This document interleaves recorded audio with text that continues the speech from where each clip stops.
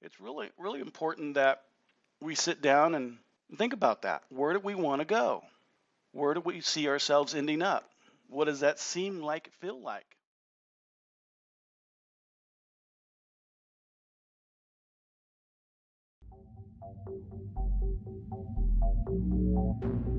Welcome to the Massive Profits Ultimate Coaching Program. I am Michael Quarles, and I'll be your coach today.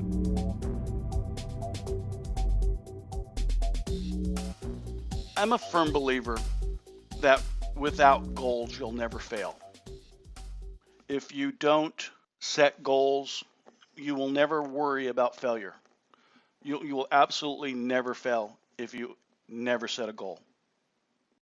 But let me say it a different way.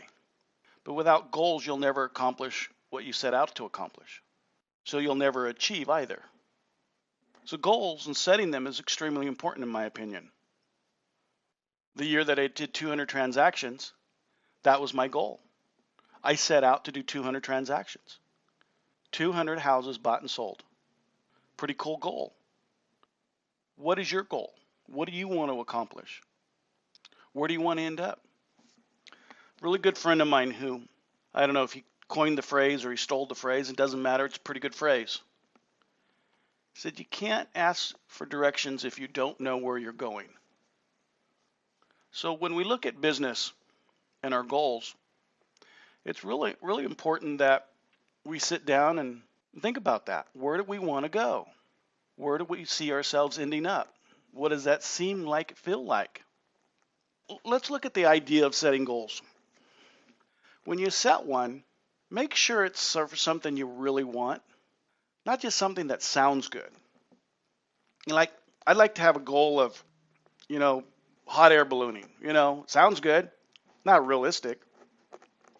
I don't really want to, but it sounds good. That would be a horrible goal for me. Now, if I was a hot air balloon enthusiast, it'd be a perfect goal for me, but I'm not. And if I put it on my goals as a goal thing, it's really, I'm not going to achieve it because I don't want to achieve it bad enough.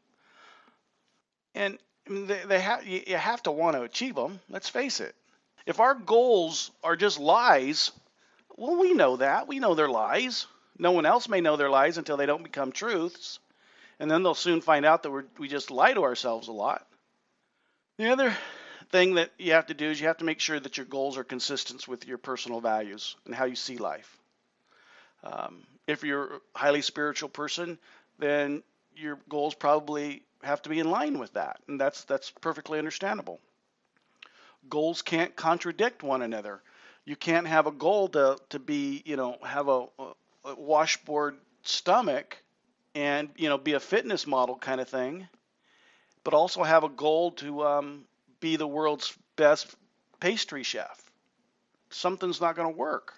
I mean, pastry chef is going to be there sitting there eating pastries all day long, making sure they taste well for the people eating them as well.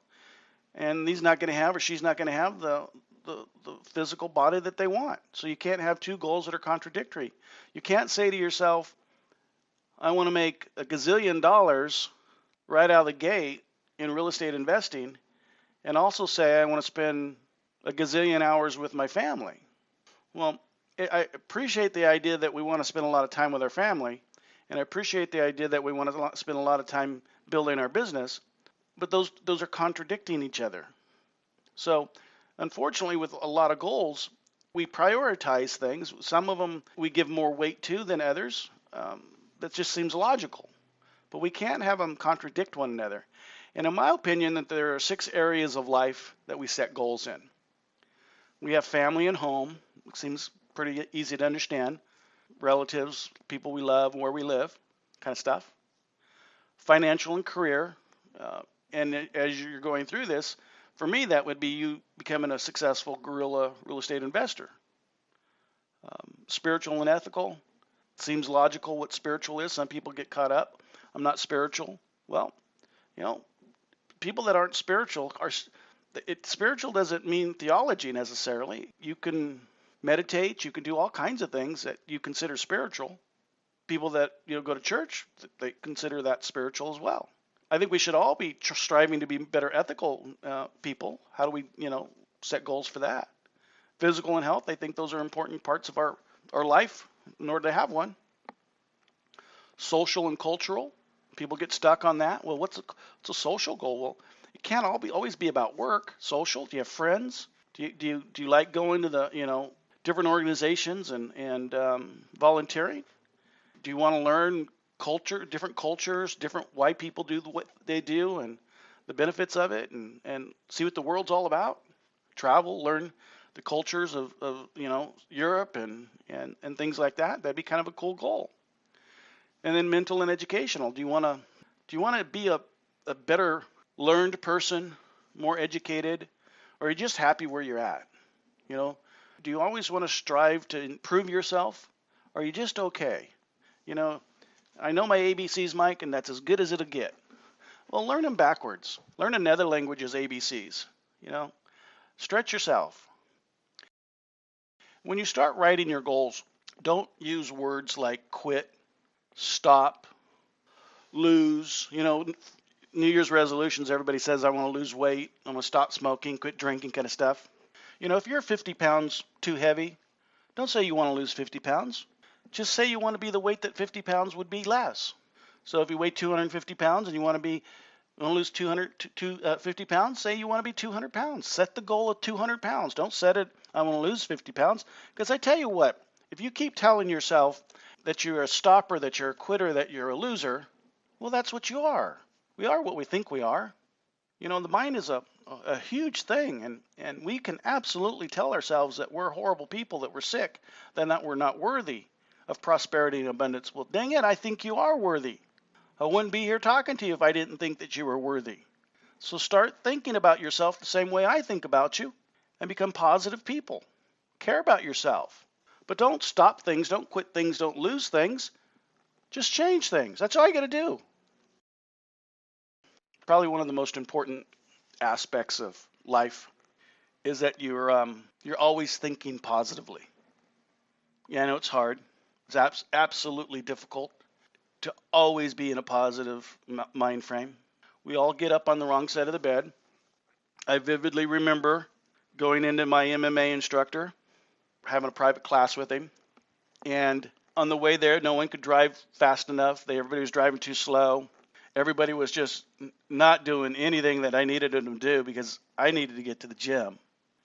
I got to the gym and I'm telling this story to my MMA instructor, and I said, Eric, I said, man, there's a friggin' bunch of flippin' idiots out there. Everybody was going slow, or they had their head up the what, and man. And he looked at me, he says, no, Mike, maybe you're the idiot. Maybe you're the one that had the problem. And he was right, and I'm glad he was my MMA instructor. And I accepted that because I had no choice but to accept his theory of I was being a jerk that day, and I was. But try to think positively about things, about people, about perspectives, about yourself. And, when you start writing your goals down, write them down completely. See for yourself what it's going to be like. Picture, whatever it is. I remember the year that I said I was going to do 200 deals. I knew part of what was on my goal was to buy a bigger house. That was one of the things I wanted to achieve. And I had an okay house. It wasn't a bad house. Well, not that kind of thing. But I wanted a nicer one, something that at that moment I couldn't afford. And so I made me an appointment. I'm a realtor or a broker, and so I made an appointment. See this big old humongous house. And I went and got in bed. Now, I didn't get under the sheets. I laid there on that bed. I looked up at that really tall ceiling. It was a beautiful ceiling. Imagine, what it would be like to live in that house. Imagine, I actually felt the soft pillows on my neck. I started living my dreams, my goals, what I wanted to accomplish. I started tasting them, feeling them, smelling them, absorbing them. Wanted to make sure that's what I wanted. If it's a car that you want, go drive it. Go test drive it. Go do the deal. Go all the way up to writing the check for cash. So when you have the cash in just a few months, you can go back to that dealer and he say, here's my cash on the deal we negotiated. And then you can buy your car. But go take it for a test drive. Go decide what it feels like. I did that with my Bentley. So here I am. Now get this. I'm a flip-flops and shorts and a polo shirt kind of guy. I buy houses on it. And I go down to my Bentley dealer. Now I drive a pretty nice car anyway, but I park my nice car outside the Bentley dealer. I get out, my flip-flops, my shorts, and my polo shirt, and go inside there, and I sit in my Bentley. Guy comes up to me, says, take it for a test drive. I said, absolutely would. So he gives me the keys, lets me take it. Took my wife. We went for a test drive in the Bentley. Beautiful car.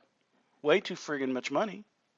But I know it's going to cost me $235,000. I can taste it, I can feel it, I can touch it, I can smell it, and it's absolutely going to be mine. We set goals.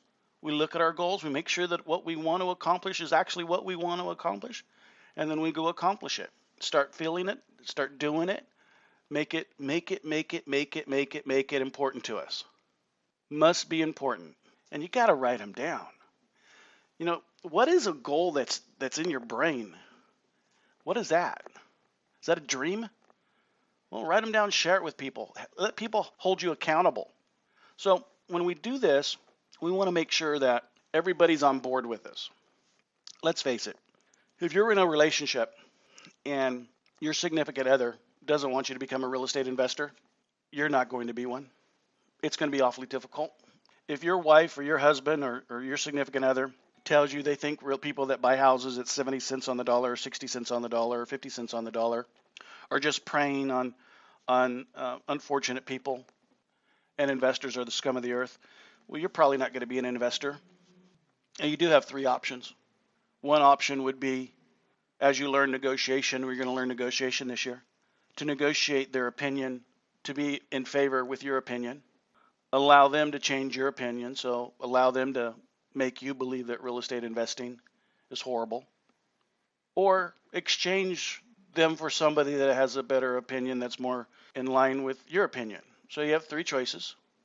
Change their mind, change your mind, change the person. But one of the people, a lot that I see that may not be on board with us is ourselves. You know, we've tried it before, we've done this before, we tried that before, we failed before. Who cares about failure? Really, people. Let's all raise our hand if we've ever failed at anything, okay? And let's get back up, dust ourselves off, and run forward as fast as we can, intelligently. So don't worry about failure. Just because you got kicked once doesn't mean you have to get kicked twice. Remember the saying, there's nothing learned by the second kick of the mule. Don't walk behind it. Don't do the same thing. But if it's ourselves that causes ourselves doubt, that tells us that we're not on board, write it down. Ask yourself why. Why is it? You know, maybe your goal was to be 200 pounds, but you're just not really doing it. Well, why aren't you doing it? Maybe you're just happy at 250 pounds. Maybe the lifestyle that causes you to be 250 pounds is one that is rewarding enough for you. As Anthony Robbins has said, until the pain of not changing outweighs the pain of change, you will not change. Let me say that again. Until the pain of not changing outweighs the pain of change, you won't change. And so until it hurts more, then we won't do anything about it.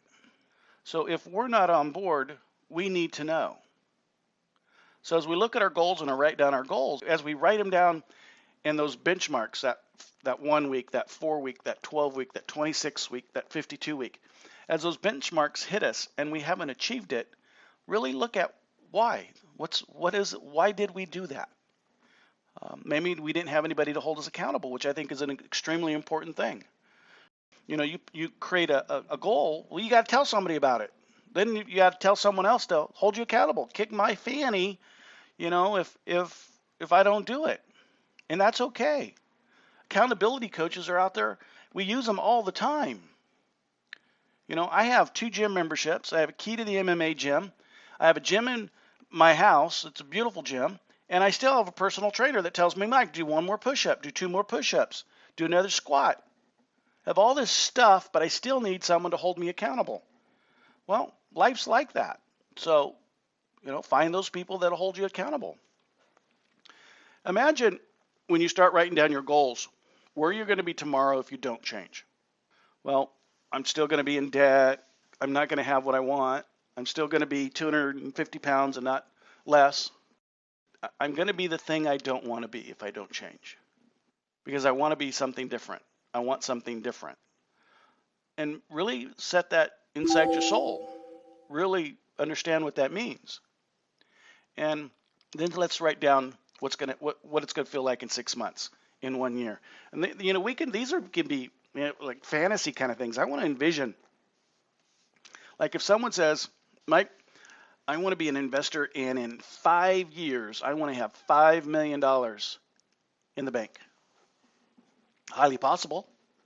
It's not an outlandish goal. A lot of people won't put that on their goal sheet, but it's not something that's not doable, conceivable. As long as you take action, go to work, make the commitment, achieve. $5 million, 5 years, not that big of a goal. But write this stuff down. Start thinking about it in the ways of success. And one of the things that I think always have to look at, and I constantly remind myself of this, and it's number 16. Every time you make a decision during the day, ask yourself this question. Does it take me closer to or further away from my goal?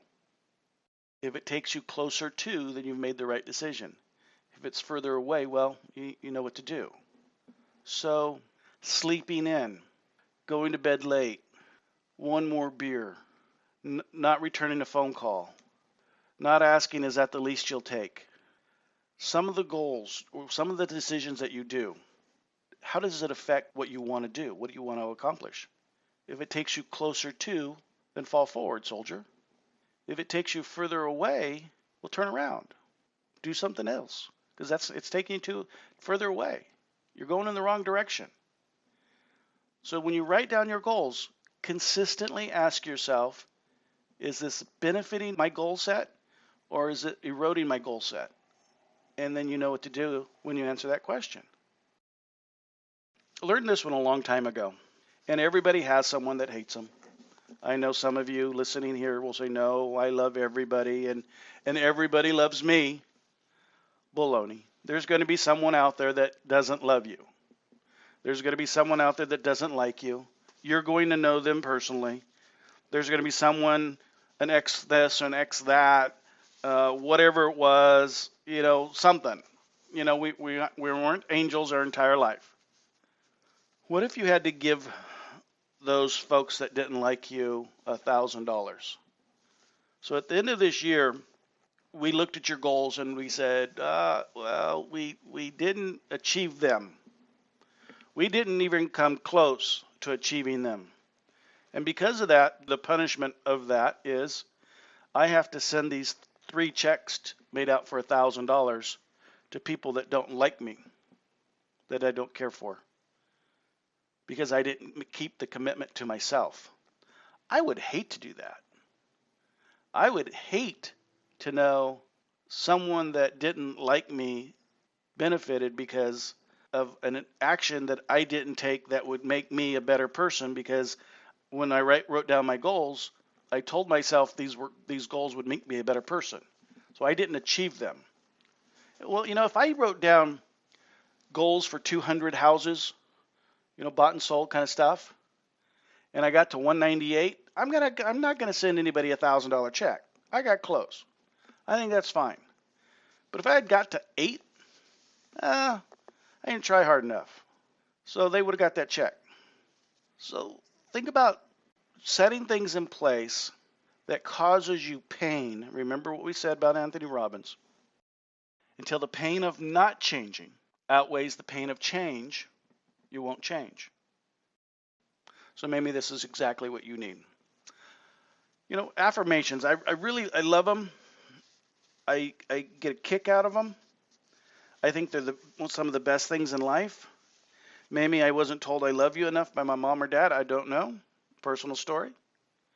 But I love affirmations. They're I am, I can, I will statements. I want you to envision this for a second. Close your eyes for a second. If I asked someone that you really cared about, a wife, a husband, a child, a mother, a father, a friend.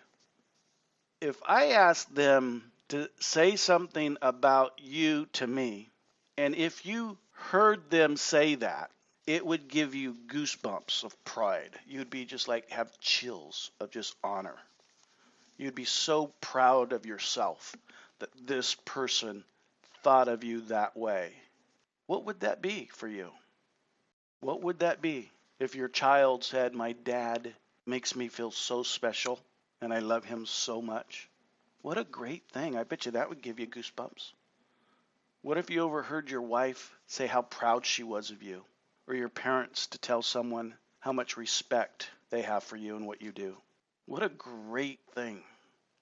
Well, I want you to come up with 10 of those. 10 things that represent who you are that makes you feel so overwhelmingly proud and so overwhelmingly strong about yourself. And I want you to write them down. I want you to write them down on a 3x5 cue card. And I want you to carry them with you everywhere you go from today for the rest of your life. Women, you're going to carry them in your purse. Men, you're going to fold them up, put it in your wallet or wherever you carry stuff. Because here's what's going to happen. I'm going to get you in front of a seller. You're going to be parked out in the street, on the other opposite side of the street, not in front of the house, not in the driveway, not on the lawn. You're going to get ready to go do your 6-pack, interview the neighbors about why the seller's selling. But on the way that morning, you got bad news from something. You got a traffic ticket, spilt coffee on your pant leg, people were driving too slow, someone honked at you, waved at you with the wrong finger. Something just ruined your day. But I'm going to get you out in front of that house. And you have the opportunity to go in there and make 50 grand. And when you're in that moment of feeling down, I want you to pull out that cue card. I want you to read those affirmations. I want you to read those 10 things that will pump you up and to be successful. Wipe away any pain that you might be feeling in your mind.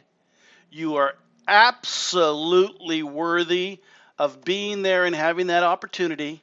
Those people that love you, care about you, talk positively about you, will be so proud of you. You're a winner. You're a fantastic father. You're a great wife. You have the world in front of you and you're going to conquer it. I want you that mind frame in you so you can get out, open that door, go knock on those 6 houses, those front doors, and buy a house for profit. Affirmations will allow you to change your mind in a moment. You just have to use them. The more you tell yourself, "I'm positive," the more you tell yourself, "I'm worthy," the more you tell yourself, "You can," "You will," "You are a success," the more you will believe it. And when you believe it, the seller will believe it too, and they will say yes faster. Confidence is what people want to see in you.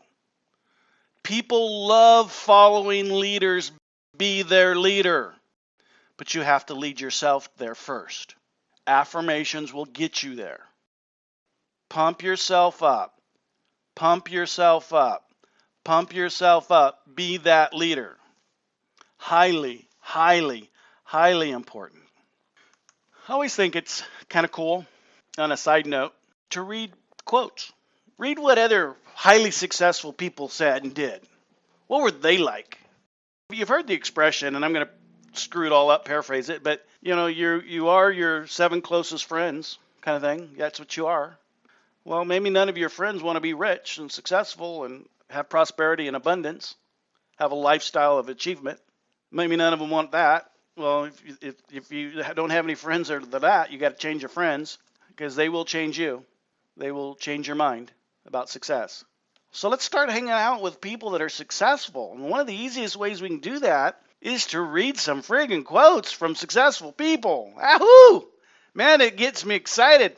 It is pretty cool to read quotes. Pick websites, do the stuff, find them, read them. Vincent van Gogh, what would life be if we had no courage to attempt anything? Imagine that. What would life be if you had no courage to attempt anything? You just wanted to lay in bed all day long, all night long, all week long, all year long, all life long, You had no desire, no courage. Wow, kind of cool stuff. The greatest mistake you'll make in life is to continually be afraid you will make one. So many people are so afraid of failure that they don't start. I'm not one of those people. I'm so afraid of failure, I go to work. But most people don't go to work. They don't start. Mike, I don't know what I'm doing, and I'm afraid to do it because if I do it, I might make a mistake. Well, you might. I'm afraid that if I don't do it, I won't get the reward of doing it, which would be the mistake. Some people can think about it the way they want to think about it, the fear of failure, and I'm going to think about it the way I want to think about it, and it's the fear of failure.